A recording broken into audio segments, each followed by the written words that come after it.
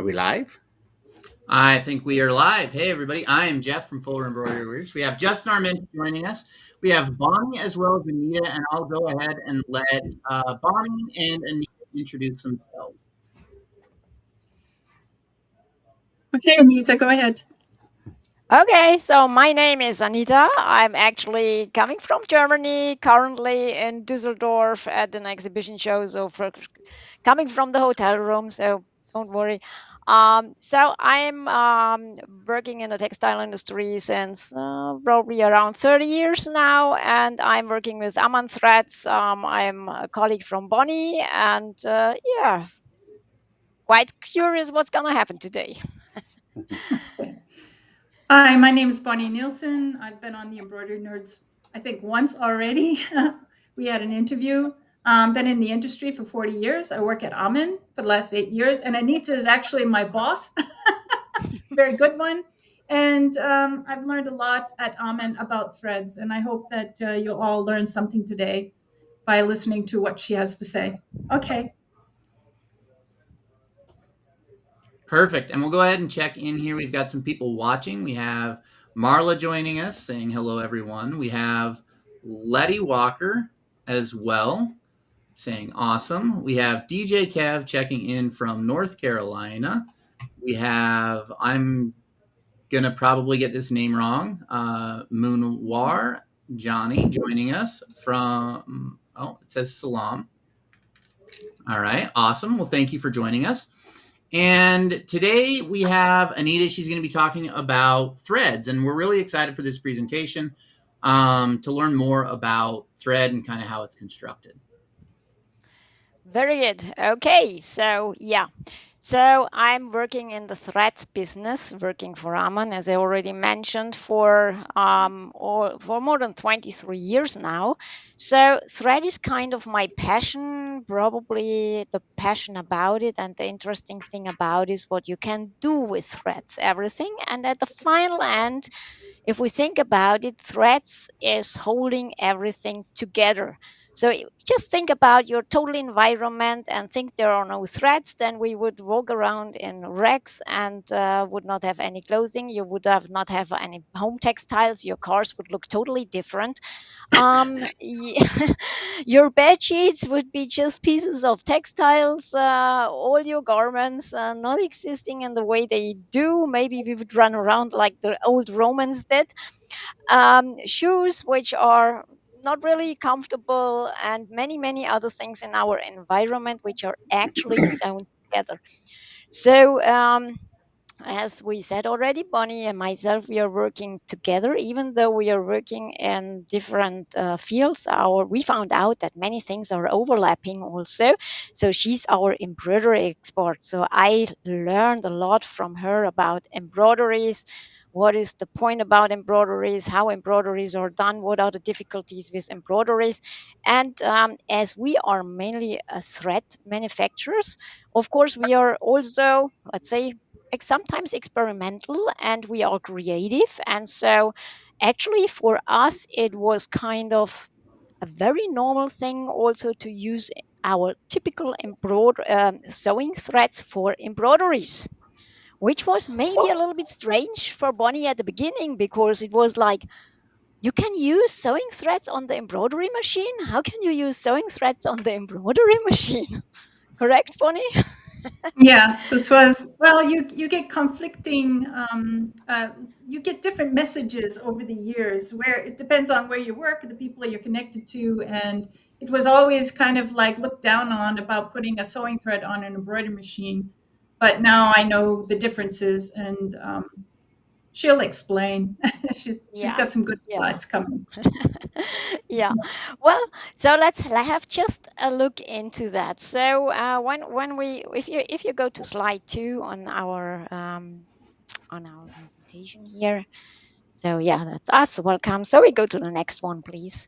So that's one of the embroideries Bonnie designed, and I like that a lot, or I choose this for just starting with this topic also, because here we have a combination of embroidery thread, which is the isocord, which is the typical embroidery thread, and a thread which is the typical sewing thread usually used a lot in the leather industry for shoes accessories, even for upholstery industry. So the design we have here is quite interesting because it goes into. There's even a third article in that design, which is our Sarah braid, which is a braided thread, which is a diameter of 1 millimeter, which Bonnie used here even as a kind of layer thread in that design. So that's like a typical thing what we can do also, but that's also kind of an, I would say, an advanced design because the punching we need here is quite demanding, and also you need to have the right machine set up on that for doing those things. So why can we use basically sewing threads also on the embroidery machines? Well, because basically the stitch type and the way the stitch formation is happening on the machine is quite identical. So when we have a look on page 3, please. So more or less, the embroidery machine is a lock stitch, so as we have it in many of our garments, and as we have it in a lot in the sewing industry. If we think about many upholstery things, if we think about garments, about shoes, about leather, even the seats in our car, that's the stitch type which is very often used. And the buttonhole I choose here as an example because that's also a kind of a lock stitch, but it's made with zigzag stitching, so it's even more demanding. So if we think about how the stitch is done on the machine, the demand on the thread is not so different when we look at an embroidery machine or on a normal sewing machine also. So we can see that also when we go to the next slide and have a closer look on the machines. So that's the two embroidery. Yeah, please. Yeah, thank you. So that's, for example, embroidery machines we have in our sewing lab, and also a sewing machine we have in our sewing lab. So we always have like a head somehow, which where we have the threads, where we have the needle, a needle bar, we have tension settings, we have take up levers, and we have a bottom part which is carrying our bobbin thread, which is the hook area, the looper area. Means we have here a bobbin and a bobbin case in both of our embroidery machine, looks quite similar. And when we look on the sewing machine, which is the right pictures, we have basically the same kind of pieces there. So it's also that we need a needle, of course, we have a pickup lever, we have tension setting, and we have a quite similar hook there, which carries a bobbin case and the bobbin. So that means the stitch formation on an embroidery on a sewing machine is basically quite similar. But of course, there are differences. I mean, if you have any questions in between, please stop me and just I throw in your actually questions. did have a question I wanted to point out. That Yes. previous design that you showed in the beginning, using the sewing threads, did you make any adjustments to the needle size, the way it was ran, as far as maybe the speed of the machines? Did you have to make any adjustments to the fact that you're using this type of thread? Um, Um, yes, okay. yes. Yeah. Bonnie, Yeah. maybe you want to go ahead. Yes, Okay, please. yeah.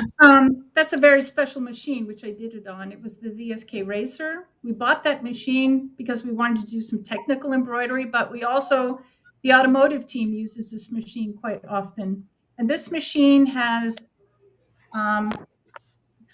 thicker or more, how do you want to say it, like a double springs inside the head, which I can use really, really thick threads on. And plus the rotary hook where the hook, the timing is adjusted for really big needles, 110. This is a design that's very, very special.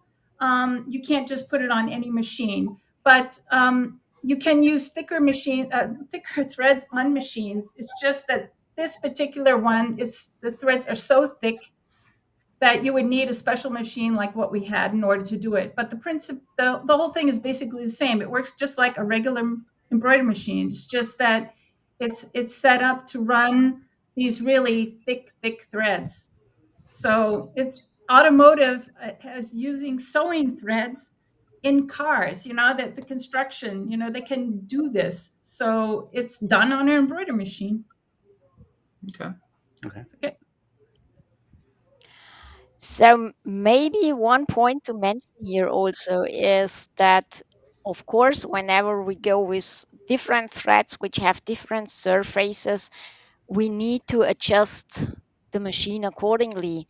This is the same on the sewing machine. So if I'm changing on the sewing machine between different threads or between different thread sizes, I need to readjust a couple of things, which is usually the tension setting. And of course, a very basic point is that the needle needs to fit to the thread. So the needle and thread are, and there it doesn't matter whether you are dealing with with a typical sewing thread or a typical embroidery thread. The needle size and the thread size need to match together, and in basically that means that the thread needs to fit into the long groove of the needle comfortably so that it can move up and down easily without being stressed or without being squeezed there.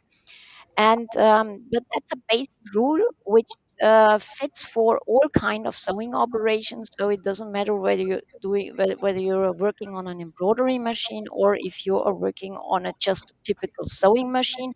And also we have the same situation in the sewing machines as we have it in the embroidery machines. Means the machine we see here is basically a machine for medium to light threads.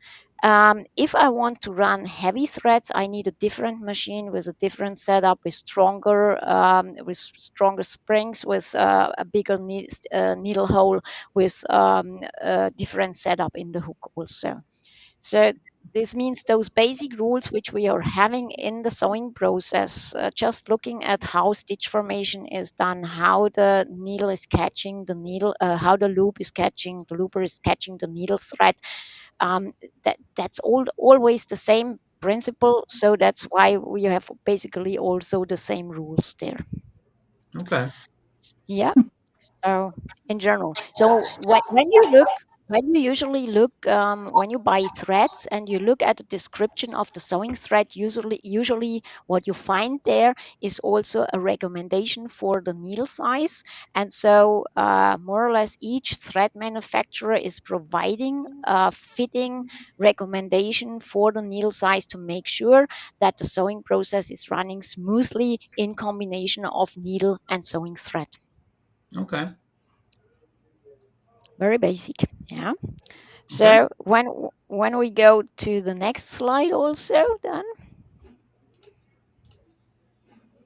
exactly, so that's just another picture again, also showing that whatever is involved in the sewing machine with stitch building is the same as we have it on the embroidery machine. We have a bobbin case and we have a bobbin, and here also it basically doesn't matter very much whether you use a self-wound bobbin or sometimes also pre-wound bobbin is used.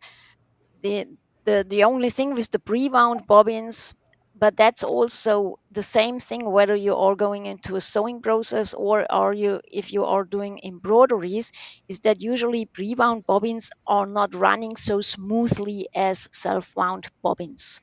But that's a different chapter. So more or less you can use both on both machines. Okay. Yeah. Okay, then let's go to the next slide even. So there is of course a difference between the sewing machines and the embroidery machines, and this is of course the sewing speed. So usually on the embroidery machines, as far as I know, we have maximum speeds which are around, let's say, 1200 stitches per minute. Bonnie, please correct me if this is wrong. And the mostly used speed is probably usually around 800 to 900 stitches per minute. That's also simply because we have a lot of mechanical movement. We have to move a frame and so on and so on. Yeah. Mm-hmm. When we look into sewing machines, we can find here a real difference because the normal lock stitch machines usually have a maximum speed which is around 4,500 stitches per minute. So here now you get, of course, a difference, and this difference also makes the requirements on performance, on sewing performance for sewing threads in generally higher than we have it for the embroidery threads.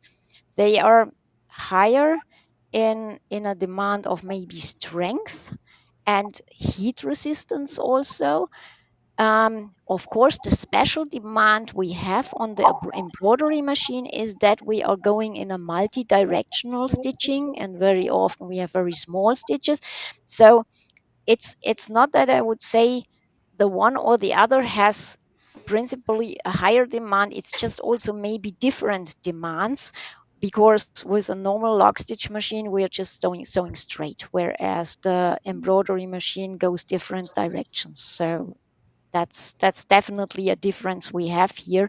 So, but also in the sewing process, when we look at normal lock stitch machines, um, when we are really working on the machines in most operations, I would say maybe the sewing speed is around 2 to 3,000 stitches per minute.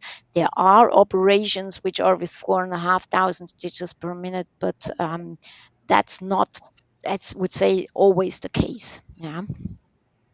So we have common things and we have different points also to consider here. All right. So I have a question, and you might answer this later. So if you're going to go over this later, you can just tell me. Yeah. But because of the speed differences, what Yes. is there something physically in the construction of the thread, or maybe an additive to the thread, that allows the higher speed of sewing versus the slower speed of sewing in embroidery? Not really. So when we look in the constructions later, we can do this. Or let's go to the next slide and start slowly with the whole topic. Okay. Yeah. So this we talked already about. This is like tension setting and thread guiding on the machine. So I think we covered that one. Then we go to the next slide. So when we look into threads in general, means it doesn't matter also here whether we are talking about embroidery threads or typical embroidery threads or typical sewing threads. Okay. A thread usually consists of could be 2-3 plies, depends a little bit on the thread diameter and on the what the thread is used for and thread thickness and so on. And the machine threads which are used on machines are usually having what we call a final twist, which is a set twist. You can see that here very good on the picture. So when you would untwist the thread and you put a set on the paper in front of you, you would see that it corresponds to the set direction, and that would mean that the single ply in a thread is an S construction or an S twist. This is necessary because more or less to get a balance in the thread at the final end to keep it from snarling. So the twist, the amount of twists we find in different threads mainly depends on the thickness of the thread.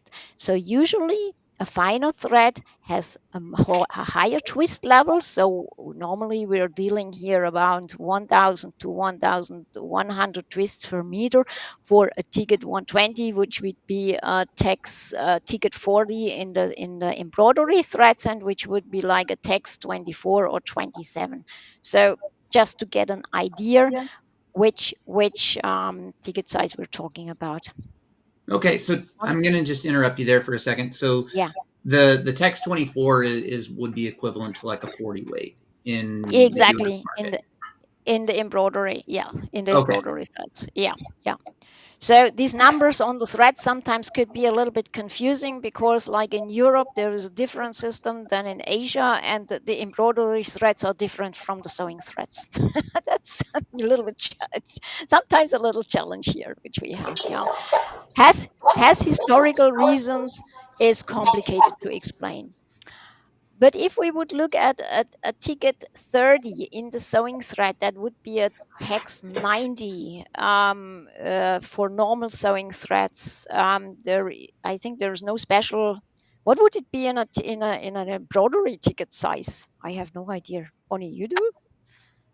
30 weight ticket. Oh God, are you Not really, talking? because that No, doesn't no, exist no. as a That's what I typical mean. embroidery, That's as a what I typical mean. I have to embroidery thread. think, No. yeah, because that's a sewing thread. I can't off the Yeah. top of my head. I don't know what it would be. Yeah, yeah. Sorry, I No, no, can't answer because this question. there is no typical No, embroidery thread in that size. Yeah, so we are it's talking here yeah. about an optical diameter of probably zero point 0.3 to 0.4 millimeters. Um, No. uh, Okay. yeah, something Yeah. like that probably. And here we are having a twist level in the final twist of about 300 twists per meter. Could be a little bit more, could be a little bit less, depends also on some more points on the construction, which we will see later on. Um, but it doesn't matter whether this thread finally is used on an embroidery machine or whether it's used on a sewing machine, because this kind of rule which we are having there is necessary to get the thread balanced so it won't snarl when you put it on the machine. I found a nice video in the internet. So you see here this link which I added there. They are showing making to twist a rope by the hand, and there you can see how they're first twisting the single threads before they start twisting the rope. So it's quite interesting to see. So if you have time, you can have a look there. I think that explains quite nicely how this twisting process is done, and why we have the two twists in one thread always, like to get a balance, to get a really smooth, well balanced thread at the final end. Yeah. So when we then look at the next slide, there we have then different appearances, and that's like the nice sketches we have there. So depending on what kind of optical appearance or also function we need on the thread, we have different ways how what we are doing with the filaments and what kind of filaments we are using. So the first picture we see here, actually that's the typical construction for an embroidery thread. So we have continuous filaments, usually they are 100% polyester, and the special point here is that the diameter of the filaments is not round, but it's trilobal.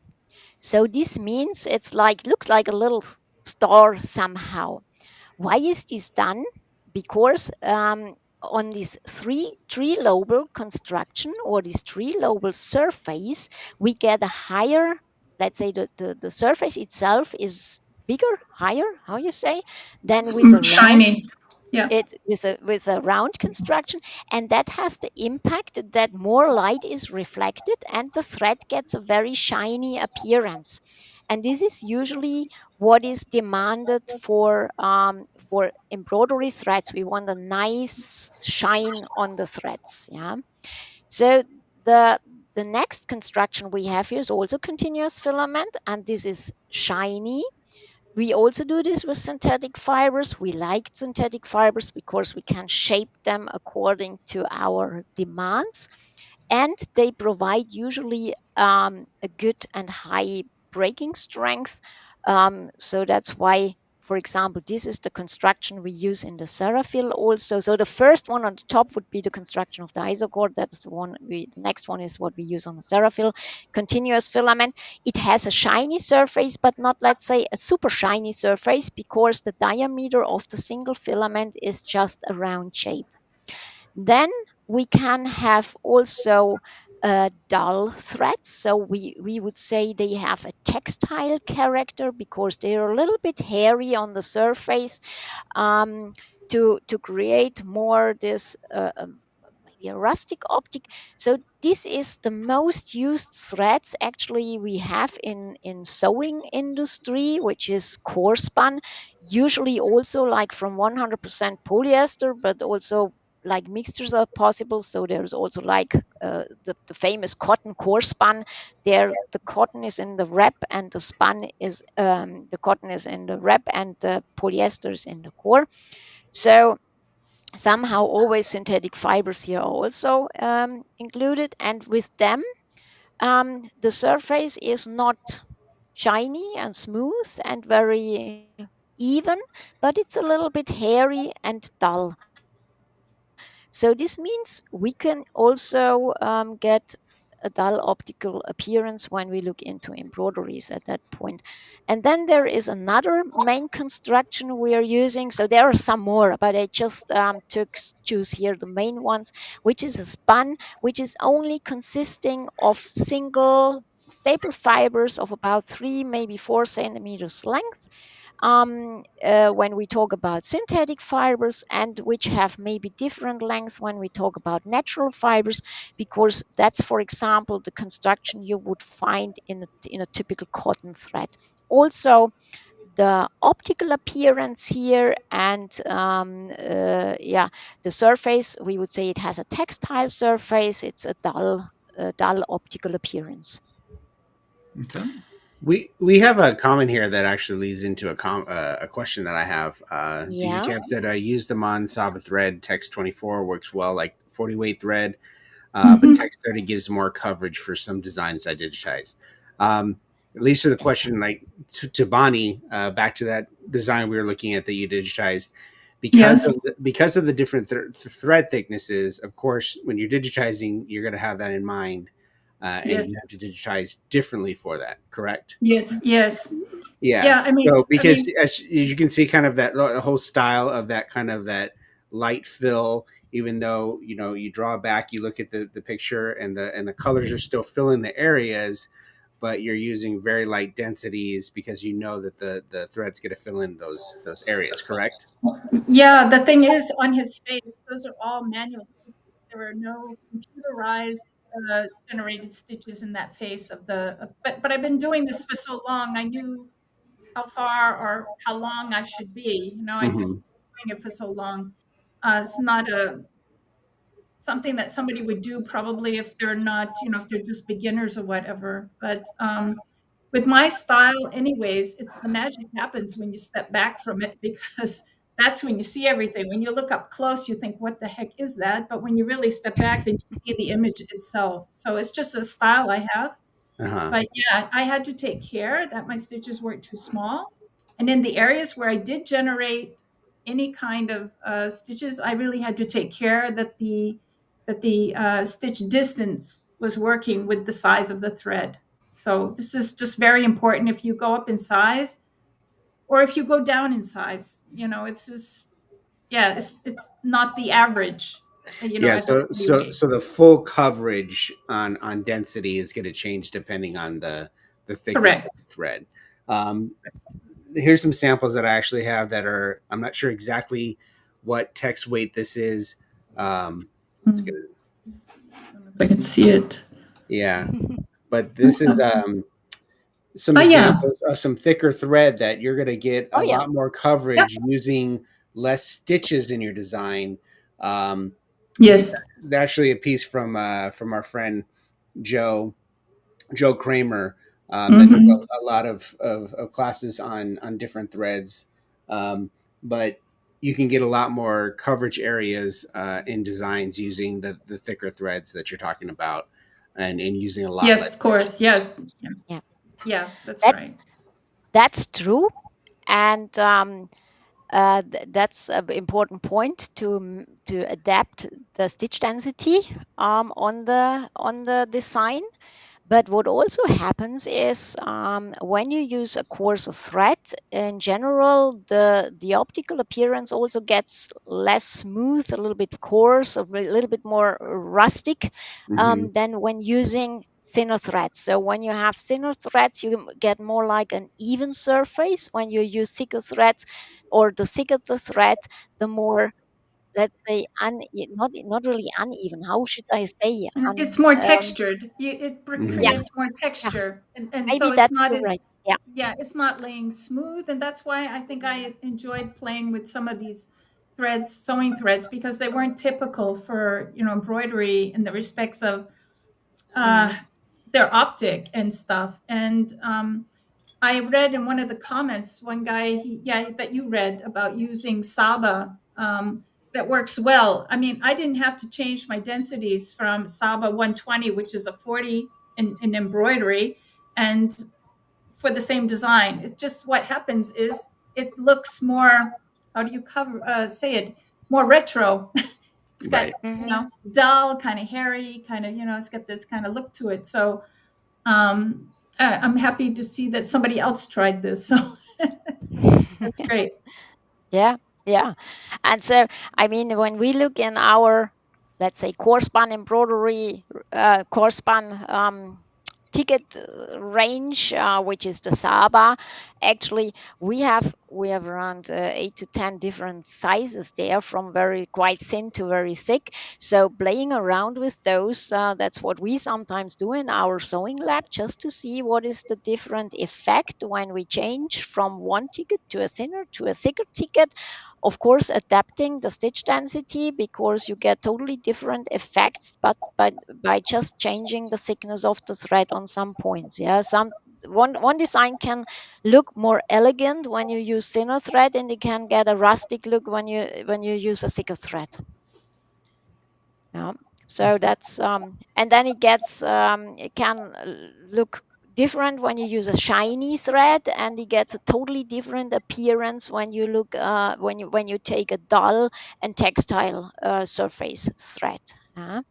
So to the point, when you use those dull textile thread like the Saba, with a little bit more hairy surface, that you can get effects which almost look like, wow, this was stitched from grandma by hand. Yeah.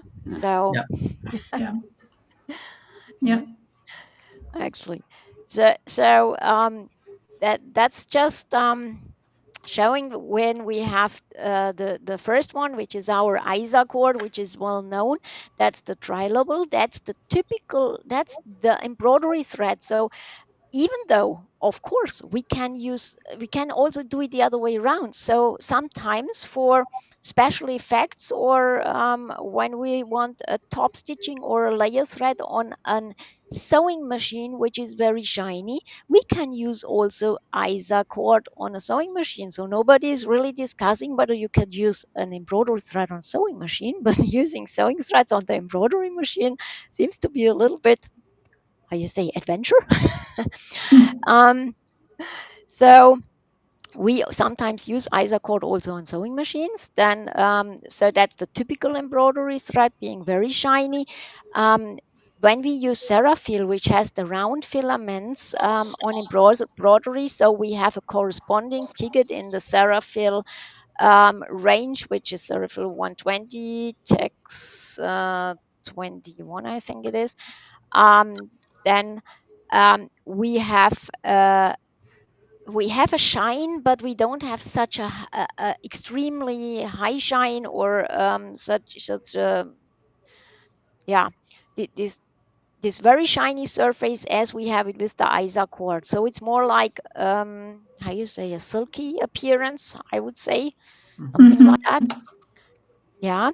So when we go then with the Saba, we get really a textile and dull appearance, a rustic appearance. And for example, also you can do embroidery with a typical cotton thread. Could be different reasons why to do this. Currently, actually, it is sometimes a topic to say, I want to do everything with natural fibers because it needs to be biodegradable, or I just want a 100% natural garment. So also Mercy Field, for example, can also be used as an embroidery thread, and you get also a very nice appearance here, with a nice silky shine on that, because usually even cotton threads are less hairy compared to polyester threads, because they go through the process of mercerization. So Bonnie, you did some tests also, and some trials with the material. Yeah. I've done with Saba and some this like a cotton, the ones with the natural fibers. I don't really see much of a difference on the machine. I mean, I don't have to do much because they're all running about the same tickets. But I think after using trilobal fibers the whole time, that this kind of excites me to have this kind of more texture look, something that looks, yeah, I like this kind of retro look. But I don't have these problems that other people were saying that you shouldn't use these things on your embroidery machines. I have not experienced any kind of problems while running. So, What uh, what can I say? I mean, I think it's just a what matter of the kind of look that you're after, and I think people should be open to try other kinds of threads. May I ask you what was the reasons why you got told not to use the sewing threads on the embroidery machine? I was told that, for one, that they were overconstructive, that there was too much emulsion on the thread, that it would make my machine a bit sticky. I was told that over the years that it would bleed into my fabrics. I was told a lot of things, Okay. and these really confused me over the years because then when I came to AMANN and started playing with all this other stuff, then I thought, okay, there seems to be a lot of myths out there, a lot of things that people are saying. And yeah, it frustrated me. And that's why I came to you and said, okay, what's up? What's what's the real thing here? And I sure put some questions to you about, is there more emotion Get to some emotion points on of this. the threads? Um, yeah. These are the things Uh, I'd like to have you answer. Yeah. So yeah, I mean, I've been in the industry mm. for longer than I'd like to So admit. let me just catch up with some of those comments. Oh, you want to catch up with which Overconstruct. comment would you like to catch? Well, I'm not sure Anita can hear us. Yeah. Perfect. Yeah. Okay. So the comment, it's overconstructed. Okay. I can hear you, but Okay. can you hear me? Mm-hmm. Yep. I'm okay. I can hear you. Yes. Yeah. Yes, I can hear you. Yeah. So let me get back to those comments. It's overconstructed. What should mean overconstructed? Basically, you always need a thread which is running well, which has a decent breaking strength, which is surviving the demands on the machine, also going with higher speeds. The special demand on the embroidery machine actually is the multi-directional sewing, which is a demand for sewing threads, as a matter of fact, and we have sometimes very small stitch densities which are also quite demanding for a thread. So but therefore you need a well balanced good running thread, as much as we need it on a sewing machine, because here maybe the speeds are higher, maybe we don't have multi-directional sewing, but there are also multi-directional sewing units. So you know that this overconstructed, well, it needs to fit the purpose. So hard for me to evaluate what should be overconstructed. Yeah. Then about the lubrication, um the means that stuff that we need to put on the thread to give it a good sewability. So that's called actually lubrication. So each thread, all threads, whether they are sewing threads or embroidery threads, are getting this treatment at the final end, which we call lubrication. And this lubrication gives the thread a even gliding value, make sure that it goes smoothly through the machine, um, make sure that it gets a certain heat resistance in any case, because also depending on what kind of material you are going through, and now no matter whether you are sewing or working on the embroidery machine, materials can heat up the needle quite high.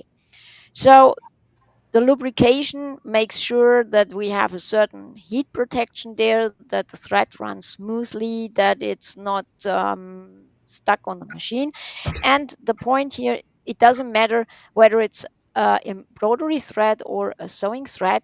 For example, in our threads, all the lubrication level is somehow something between 2 and 4%. Depends a little bit on the thread itself, whether it's a continuous filament, whether it's a spun or a core spun. But that's just simply what we need there to make sure it has good sewing performance. That what we are talking about, sewing performance and embroidery performance.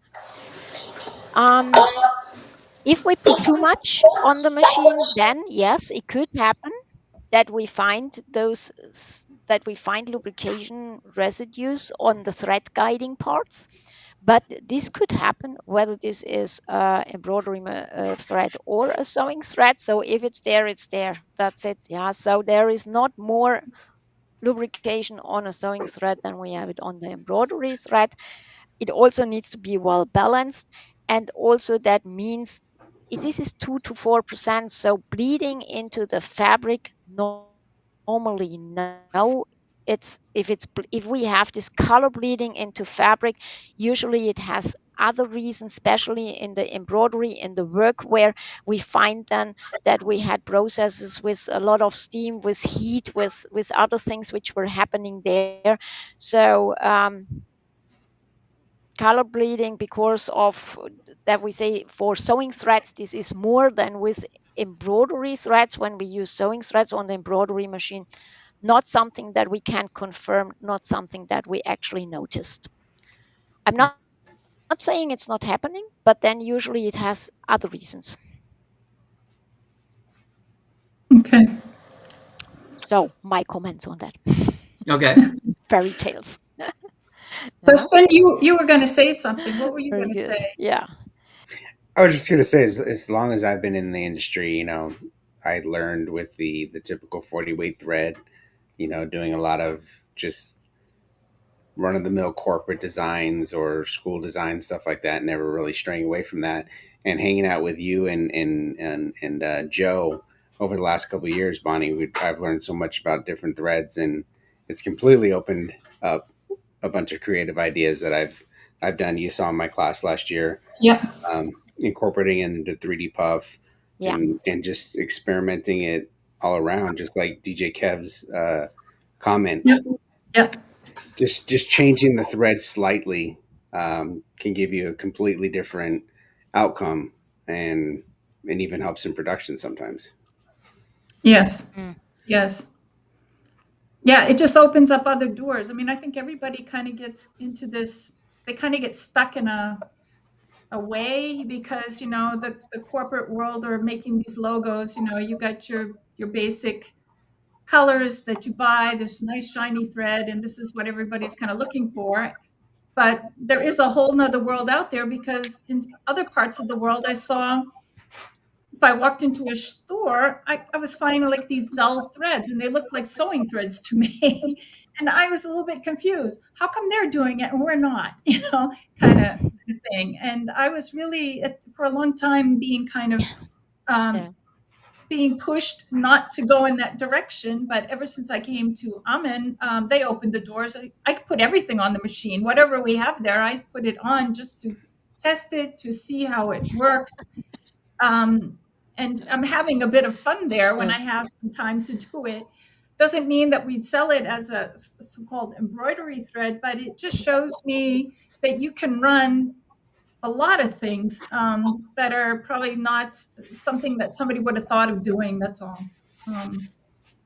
So it opens some doors. Maybe we are not reinforcing it as selling it as embroidery threads, because for us it's clear that you can use them also on a embroidery machine. It's there is not this limitation on in our heads, basically. Yeah. Yeah. Sorry to interrupt you. Yeah. No, it's okay. I'm just going to pop back up the slides here. Okay. In place of Justin. Yes, So very good. Then maybe screen.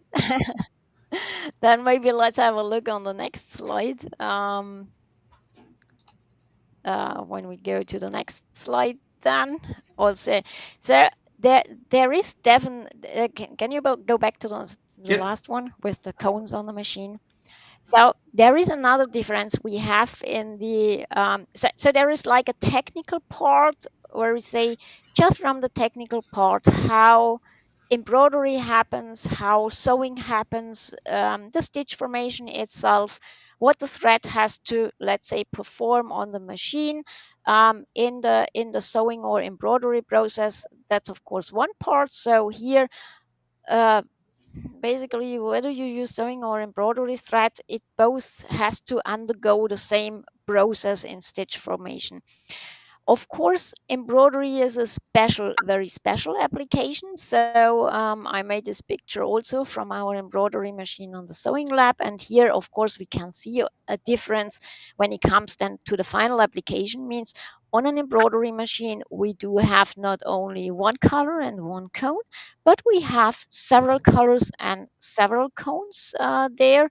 Maybe even like sometimes we have mixture of different products there because Bonnie also likes to mix sometimes Seraphil and Isacord for some special effects or for some to gain a special result.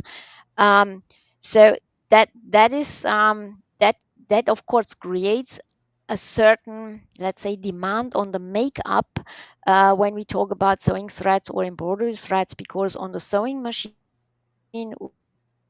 we have one cone usually for the needle thread, one cone for the bobbin thread, as bobbin thread winding happens also on the sewing machine while you are sewing. There is not much color change going on. The cone is sewn till it's sewn off. We only have one needle. On the embroidery machine, we have, how many needles does this machine have, Bonnie? I don't remember. 24, 20, 22, 21, something like 24, that. 24 24? needles. Okay, Yeah, 24 24. needles. Thank you. Yeah. So we have up to 24 needles, means we can have up to 24 cones. And in this case, it's only a one head machine. So there are two, three, five, I don't know how many head machines out there. So means we need everything multiplied by the amount of head stitches which we are having. So the requirement in the sewing industry basically is we need big makeups. We want high running lengths on the cones because that means that we don't have to change our cones so often while production. The requirement in the embroidery business is we need many color. We need a good assortment of colors. On smaller makeups, we need many cones which we have to place on our embroidery machines. So here, definitely, we're getting into a situation where the let's say just from the pure application has nothing to do with sewability or whether it doesn't run on the machine. It's just simply the application at the final end has totally different demands. And when we go to the next slide, maybe we see here that's our typical Isacord 1000 meter cone, and besides that you see our Seraphil 180, which is a very nice thread for fine filigrane embroideries because it's like a ticket 60 and embroidery thread. um, uh, you can create really cute, nice, delicate designs on that, but it comes in a 5000 meter makeup. And so that's then sometimes what is making the life a little bit, yeah, let's say difficult, or where we see that demands on makeups, on how on the presentation of the spools in the sewing industry and in the embroidery industry are different. Um, I so think what that's, you're trying, if I can just pop in, I think what yes, you're trying to please. say here. I mean, we also have the bigger cones in Isacord, also 5,000 meter. Yes, of course. But, Yeah, but yeah.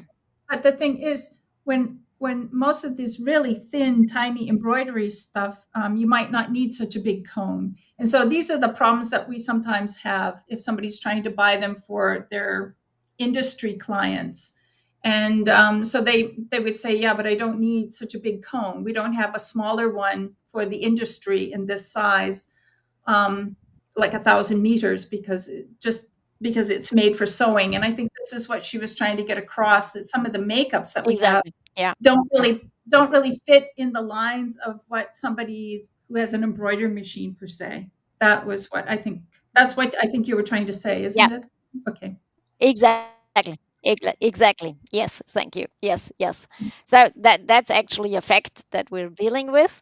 And but also sometimes you need to be a little bit creative in that point. So I started investigating a little bit, and so when we go to the next slide, um, what you see here now, you certainly find something like, okay, we have actually in our consumer range, which we are also selling, means this is like for normally what you use at home for domestic sewing. We have a product which is corresponding or equivalent. It's not exactly the same, but it's very much the same to our Serafil fine, the ticket 180 tax. What is it? 21 Yeah. means embroidery size 60, which is called Seralene actually. And so for running first trials, I mean, when you anyway go in an industrial production, then maybe the bigger cones and the bigger makeups are not a big deal. But maybe first you want to check out whether your designs are working and whether it's workable. So maybe going away from the industrial range and see what is possible in our consumer range could be an idea. Um, Experiments sometimes could be interesting. So maybe we move on to the next slide. Um, so I created a little overview. Um, and so we have now. I don't know whether that works because that's a PowerPoint. So when you do animation, when you do the next click, is there something vanishing or not? Um, okay. Yeah, exactly. So that's just a little overview. So what we can do. So when we want bright and shiny, we have our ISA cord in this ticket for the text 27. When we want a dull and rustic in our industrial range, we have our Saba. When we want really fine and shiny in the industrial way, we have our Serafil as well known, proven article in that range. If you want to have like a more natural thing, there is like Mercyfil, which we have in our industrial range, and shiny and coarse. We have also our Serafil in the coarse tickets. So in our domestic range, we do have products which are maybe not totally identical, but very much alike for what we sell in our industrial range. So this is our domestic or consumers range. So there is an article which is called Ceracore, which is also like a core span, 100% polyester core span, which comes in smaller makeups. We have for Seraph Fine, there's an article which is called Seralene, which is very much corresponding to the Seraphil Fine. We do have an article which is corresponding to our Merzifil, which is silk finish cotton. But for example, we don't have in the consumers range an article which is corresponding to this Seraphil course, because simply we're getting here to a point where to sew the Seraphil in the course tickets, you need special machines. This cannot be done with normal sewing machines, and so therefore also in our domestic or consumers range, we don't have a corresponding article on that. Can you click once more, maybe? Yeah. So that you see here, the main applications is for the Isacord, basically just from the history also is the embroidery. For all the others is more or less more the sewing part. Yeah.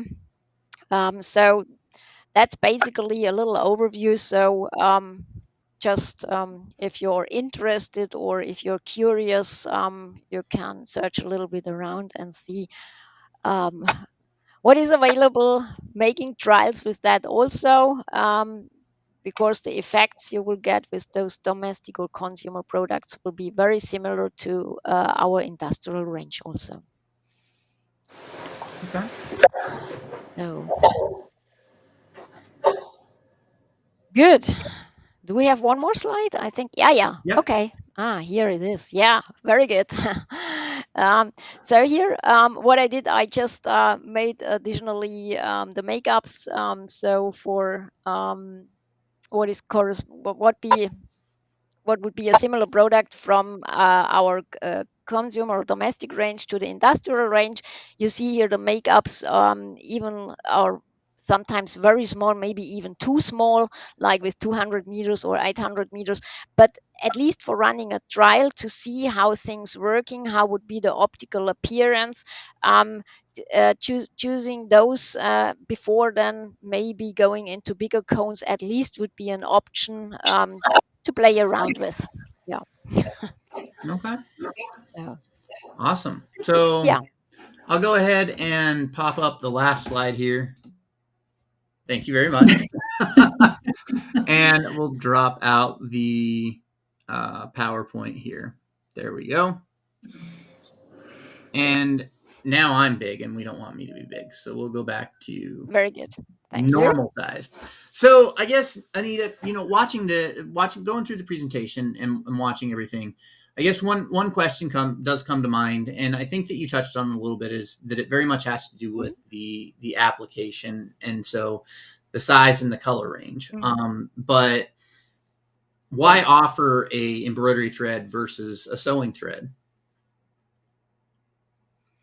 Let's put it that way. We are not specially offering an embroidery thread versus or a sewing thread versus an embroidery thread.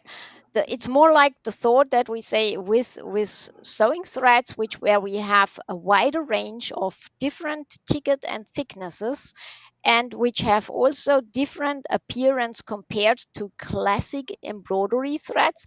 You can create special effects, yeah. Whereas in the embroidery threads, also the ticket range is very limited. I mean, how much you have? 2-3 tickets usually, and then maybe some very fine tickets for delicate stuff. In the sewing thread range, we also have a good variety of even coarser tickets. So like when we go with the Saba, so we have the text 24, which is the corresponding one to the ISA code 40, but there is then a text 30, there is text 40, there is text 50, I think, then text 105. So you have much more steps to go and to play around with those and check out what is running on the embroidery, what is the impact or the effect I can create with even playing around with these coarser tickets or finer tickets, and with these different surfaces just gives a different effect. Yeah.